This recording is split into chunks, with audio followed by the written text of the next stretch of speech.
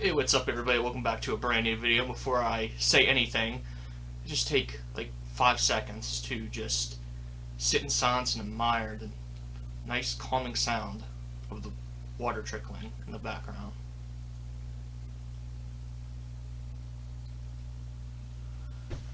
You guys relaxed? I'm not. Anyways, you guys can read the title. You guys know what's going on unless you are blind or really stupid, in which case you have my sympathies. But anyways, top 10 comic book movies of the 2010s. Yeah, like horror, there's a lot of shit to choose from. You got all the cinematic universes and shit going on and blah blah blah. We'll start off by saying, trigger warning, I won't have many MCU movies on my list because they're hit or miss for me. I have, I think, 2 on my list, so yeah, whatever. Take it or leave it, that's all you're getting. So yeah, my number 10 is Deadpool 2. Might be in the minority here, but I actually like this one more than the first one. It's just funnier to me and is a better character movie, but don't need to say much about Deadpool. I mean, you guys know why it's awesome. I don't need to say anything. Number 9 is one of those MCU movies that did make my list, and that is Captain America: The Winter Soldier. Yeah, this movie's great. Pretty much everybody universally loves this movie, and for good reason. It is one of the best Marvel movies in general. There's a lot of tension. You don't know what the hell is going on. You don't know who to trust, and really good action. So, yeah, it feels so much different than like all the other MCU movies. As you know, the local biker gang is running by my house, I guess. Like I was saying, it feels so much different from the rest of the franchise. I wish they would make more movies that feel more like that and are more serious in tone. But anyways, number 8 is Batman Year One, an awesome animated Batman film. It kind of gives his origins along with Commissioner Gordon's as well. You kind of see both their perspectives as they're kind of entering in the scene as Batman and Gordon, and they kind of rise to the ranks.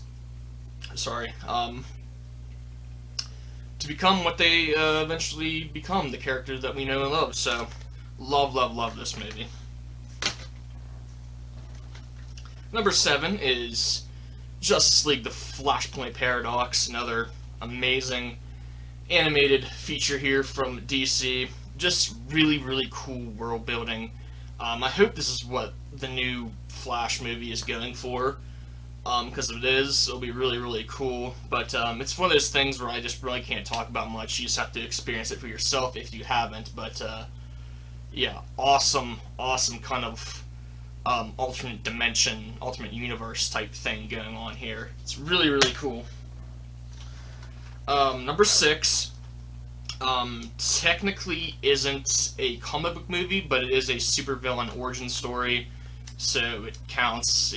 Titling it comic book movie is a lot better than saying superhero / supervillain movie list, you know.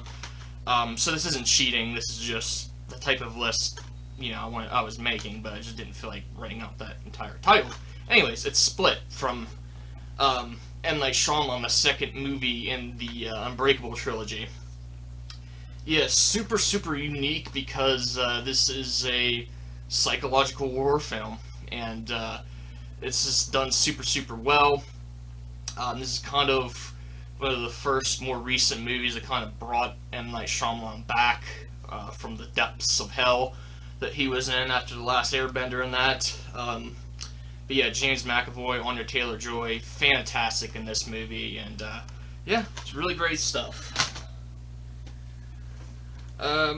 Number 5, controversial, one of the two, I don't know, or neither, don't really care. Man of Steel. Yeah, I know a lot of like you know, Superman the movie purists, people who grew up with the movie, don't care for this movie as much. I like this movie way more than Superman the movie. Of course, I didn't grow up with it, but this is just a way better movie in general. I think it just really humanizes Superman and really you can really almost relate and like feel for his character rather than him just being a bland, you know, goody two shoes Boy Scout. This really has a lot of emotion in it, and yeah, it's really really well shot too. I love how that movie is shot and the action and everything. I always said Zack Snyder would do a great Dragon Ball Z movie, which I hear he's actually interested in doing. So that would be really awesome. So number 4 is the other MCU movie on here. That is Avengers Infinity War. Yeah, this is the top of the MCU franchise for me, or universe, whatever you want to call it. Not perfect, has some of the, MCU forced humor in it, which is annoying, but this has a lot more emotion, a lot more thematic. Thanos is by far the best MCU villain that they've done, and one of the best comic book villains, period. It's just really well done. Every character has their, time to shine, and the ending is just awesome. So, yeah, definitely like that more than Endgame. I really like Endgame, but has some character issues in it, especially with Thor. Why'd they do him like that? It's just dirty. Coming in at 3 is he doesn't need much introduction. That is Logan. Masterpiece of a movie. Just one of those movies that transcends the comic book genre and is just a phenomenal movie. Just really dark, really gritty, just phenomenal character movie, beautifully directed, and one of the most powerful endings of any comic book movie. So everybody knows that movie's great. I've never really heard anybody say that movie's bad, because it's not. This movie, however, I have heard people say they don't like, and really confused by that. I really am. Yeah, my number 2 is The Dark Knight Rises. Yeah, for some reason, some people are just kind of down on this movie, and I just don't understand it for the life of me. They point to supposed plot holes in the movie, and I've seen this movie over a dozen times, and I've never noticed them or seen them, and some of the ones they say are plot holes aren't really. It's just like nitpicking type of stuff, like movie type of stuff. It's just unnecessary. Nitpicking is what I'm trying to say. But my God, man, this movie, it's a perfect movie for me up until the point where Bane is defeated. It's just really abrupt, but my God, man, this movie is, like I said, near perfect. I mean, the Bane, probably the most intimidating movie villain, period, that I can think of. Just, you met him in the dark alley, your ass is grass, is what I'm trying to say, what I'm trying to think of. But,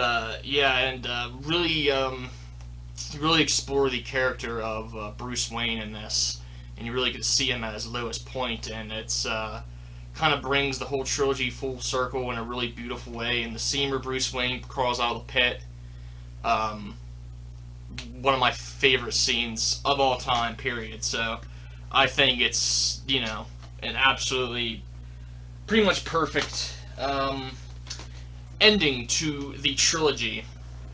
And my number 1, another one that some people don't like, and I kind of understand why, because of what type of movie it is, but then again, I don't understand why. But yeah, I'm talking about Joker. Joker is one of my top 2 favorite films ever made, period. This is pretty much the only time I've ever gone to a movie theater and watched a movie and just thought, wow, that is possibly the best movie I've ever seen in my life. I really thought that about this movie. And, I love character studies. They're my favorite type of film, I guess you would say, and this movie just blends that in the comic book genre just perfectly. And plus, it's features my favorite comic book character, one of my top two, at least. But yeah, Joaquin Phoenix is one of the best performances of all time. Just love everything about this movie. I've watched this movie almost a dozen times, and I pick up on something new each time. There's so many different themes going on. This movie tries to say a lot of different things, and yeah, it is an absolute work of art. Again, it's an art house movie. I can see some people find it boring. I'm not with you at all on that, but I realize movies like this aren't for everybody. I wish they were. But anyways, that concludes my top 10. If you leave a comment, make sure to name some of your favorites from the decade, and yeah, that's it. See you guys next time.